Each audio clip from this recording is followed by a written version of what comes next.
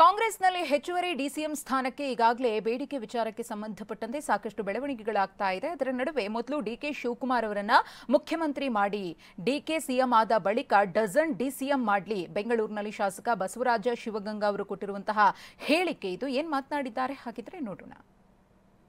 DCM ಹುದ್ದೆನೇ ಯಾವುದನ್ನ ಬಗ್ಗೆ ನಮ್ಮ ಹೈಕಮಾಂಡ್ ತೀರ್ಮಾನ ಮಾಡಬೇಕು. ಅದ್ರ ಮೇಲೆ ಅವ್ರಿಗೆ ಆಗಲೇಬೇಕು ಅಂತ ಅವರ ಆಸೆ ಏನಾರು ಇತ್ತು ಅಂದರೆ ಮಾಡಲಿ, ನಮ್ಮದೇನು ವಿರೋಧ ಇಲ್ಲ. ನಮ್ಮ ಡಿಕೆ ಶಿವಕುಮಾರ್ ಸಾಹೇಬ್ರನ್ನ ಮುಖ್ಯಮಂತ್ರಿ ಮಾಡಿ ಒಂದು ಡಜನ್ ಉಪಮುಖ್ಯಮಂತ್ರಿ ಮಾಡ್ಕೊಂಡು ನಮ್ದೇನು ವಿರೋಧ ಇಲ್ಲ. ಖಾಲಿ ಇರಲಿಲ್ಲ, ನೀವು ಡಿಸಿಎಂ ಹುದ್ದೆನೇ ಯಾವ ಖಾಲಿ ಇಲ್ಲಲ್ಲ, ಕೊಟ್ಟಿದ್ದೀವಲ್ಲ. ಒಂದು ಕೆಪಿಸಿಸಿ ಅಧ್ಯಕ್ಷರು ನಿಮಗೆ ಗೊತ್ತಿದೆ, ಒಂದು ಲೋಕಸಭಾ ಗೆದ್ದಿದ್ದೀವಿ ಹೋದ ಸರಿ, ಈ ಬಾರಿ 9 ಗೆದ್ದಿದ್ದೀವಿ. ಅವರ ಸಂಘಟನೆ, ಅವರ ಒಂದು ಶಕ್ತಿಯಿಂದ ನಾವು 9ರವರೆಗೆ ರೀಚ್ ಆಗಿದ್ದೀವಿ.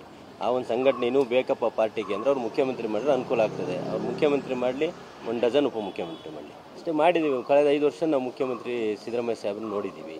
ಕಳೆದ 1.5 ವರ್ಷದಿಂದನೂ ಅವರ ಇದ್ದಾರೆ. ನಾವು ಸಹ ಎಲ್ಲ ಶಾಸಕರು ಸಹಕಾರನೂ ಕೊಟ್ಟಿವಿ. ಬದಲಾವಣೆ ಆ್ಯಕ್ಚುಲಿ ಕೆಪಿಸಿ ಅಧ್ಯಕ್ಷ ಇದ್ದಂಥವರು ಡಿ ಕೆ ಸಾಹೇಬರು ಅವರೇ ಮುಖ್ಯಮಂತ್ರಿ ಆಗೋಂಥ ಒಂದು ನಮ್ಮಲ್ಲಿ ಯಾವಾಗಲೂ ನಡೆದಿರೋ ಅಂಥದ್ದು. ಆದ್ರೆ ನಡೆದಂಥ ರಾಜಕೀಯ ಬೆಳವಣಿಗೆಯಲ್ಲಿ ಬದಲಾವಣೆ ಆಗಿದೆ.